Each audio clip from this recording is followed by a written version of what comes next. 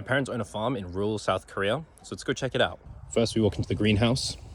Parsley, strawberries, 3 or 4 different types of kale. We've got chard, mint, Brussels sprouts, sweet basil, basil minaret, Thai basil, lemon basil, red Reuben basil, moneymaker aubergines, San Marzano tomatoes, classic basil, coriander, whatever that is, oregano, runner beans, got lavender and rosemary, kumquats, cucumbers.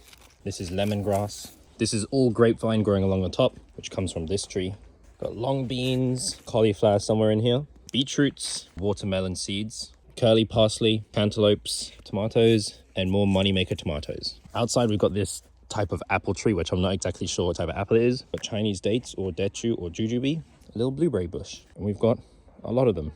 Rhubarb growing here as well. This is a Korean herb that tastes just like celery. This is a persimmon tree, fig trees, and we have quite a few of them. These are called burup, and we are just harvesting these now. Usually they harvest these little buds and they make side dishes out of them, or they tempura them. This is our peach tree. Mom, what is this one? 매십처럼 생긴 거 있잖아. 옐로우 살구. Oh, the yellow one. Okay, like apricot. Apparently this is apricot. Apparently this is something called a loquat. So yeah, as the year progresses, things will start growing, we'll start harvesting stuff, things will start getting more lush. Keep an eye out for another update on the farm here in Korea.